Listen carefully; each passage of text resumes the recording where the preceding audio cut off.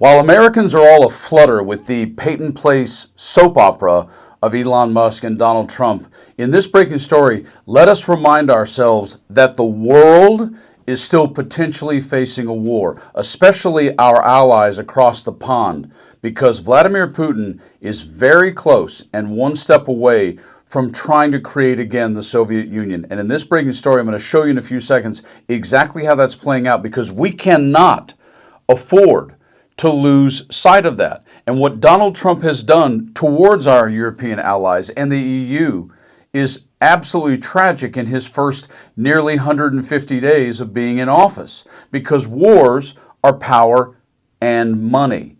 Let's be reminded, I'm going to show you the story in a few seconds, unbelievable, but let's be reminded of this. The president saying the European Union, which was formed for the primary purpose of taking advantage of the United States on trade, has been very difficult to deal with. There are powerful trade barriers, VAT taxes, ridiculous corporate penalties, non-monetary trade barriers, monetary manipulations, unfair and unjustified lawsuits against American companies, and more have led to a trade deficit with the U.S. of more than $250 billion a year, a number which is totally unacceptable.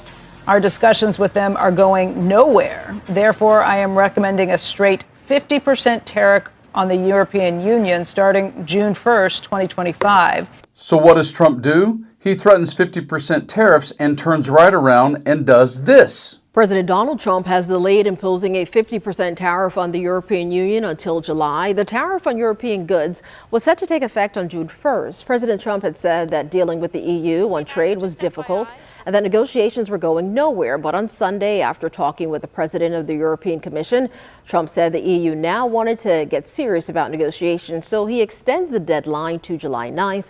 And yet Trump has been so difficult and so rude to our European allies from a military standpoint, they now view us more like Russia. This. The New York Times is talking about Trump's Washington and Moscow becoming very symbiotic in many respects. The United States is not Russia by any means, and any comparison risks going too far. But for those of us who reported there a quarter century ago, Mr. Trump's Washington is bringing back memories of Mr. Putin's Moscow in the early days, from the news media being pressured, lawmakers having been tamed, career officials deemed disloyal and being fired, and on and on and on. It's setting up this parallel universe to a time long, long ago in a Soviet Union that certainly Putin longs for. So in this breaking story, what we don't recognize over here across the pond is that they're viewing themselves as already at war with Russia, and that is not funny. Here is the story. Russia is at war with Britain, and U.S. is no longer a reliable ally, UK advisor says. Government defense expert Fiona Hill warns UK to respond to threats by becoming more cohesive and resilient. Russia is at war with Britain, the U.S. is no longer a reliable ally, and the UK has to respond by becoming more cohesive and more resilient, according to one of the three authors of the Strategic Defense Review. Fiona Hill from County Durham became the White House's chief Russia advisor during Donald Trump's first term and contributed to the British government's strategy. She made the remarks in an interview with The Guardian. "We're in pretty big trouble," Hill said, describing the UK's geopolitical situation as caught between the rock of Vladimir Putin's Russia and the hard place of Donald Trump's increasingly unpredictable US. Russia has hardened as an adversary in ways that we probably hadn't fully anticipated, Hill said, arguing that Putin saw the Ukraine war as a starting point to Moscow becoming a dominant military power in all of Europe. As part of that long-term effort, Russia was already menacing the UK in various different ways, she said, citing the poisonings, assassinations, sabotage operations, all kinds of cyber attacks and influence operations. The sensors that we see that they're putting down around critical pipelines, efforts to butcher undersea cables. The conclusion, Hill said, was that Russia is at war with us. We said Putin had declared war on the West, she said. At the time, other experts disagreed, but Hill said events since had demonstrated he obviously had, and we haven't been paying attention to it. The Russian leader, she argues, sees the fight in Ukraine as part of a proxy war with the United States, That's how he has persuaded China, North Korea, and Iran to join in. Putin believed that Ukraine had already been decoupled from the U.S. relationship, Hill said, because Trump really wants to have a separate relationship with Putin to do arms control agreements and also business that will probably enrich their entourages further, though Putin doesn't need any more enrichment. When it came to defense, however, she said the UK could not rely on the military umbrella of the US as during the Cold War and in the generation that followed, at least not in the way that we did before. In her description, the UK is having to manage its number one ally, though the challenge is not to overreact because you don't want to have a rupture. The review team reported to Keir Starmer, Rachel Reeves, and the Defense Secretary, John Healey. Most of Hill's interaction were with Healey, however, and she said she had met the Prime Minister only once, describing him as pretty charming, in a proper and correct way, and as having read all the papers. The advice I would give is the same I would give in a public setting.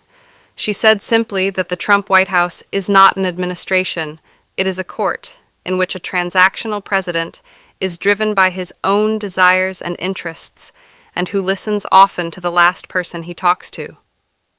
On the other hand, Hill is no fan of the populist right administration in the White House, and worries it could come to Britain if the same culture wars are allowed to develop with the encouragement of Republicans from the U.S.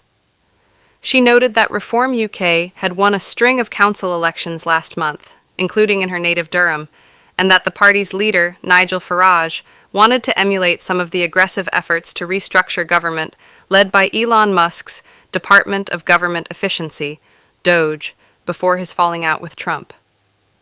Hill's argument is that in a time of profound uncertainty, Britain needs greater internal cohesion if it is to protect itself.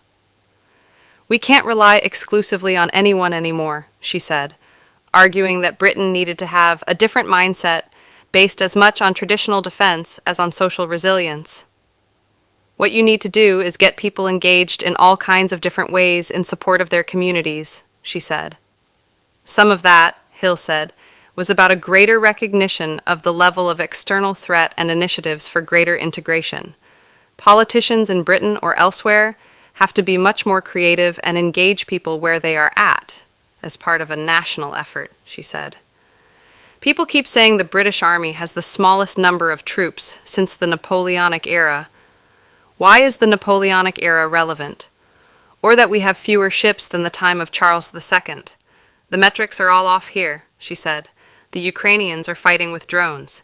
Even though they have no navy, they sank a third of the Russian Black Sea Fleet. Her aim, therefore, is not just to be critical, but to propose solutions. Don't tell us how shite we are. Tell us what we can do, how we can fix things. People understand that we have a problem and that the world has changed.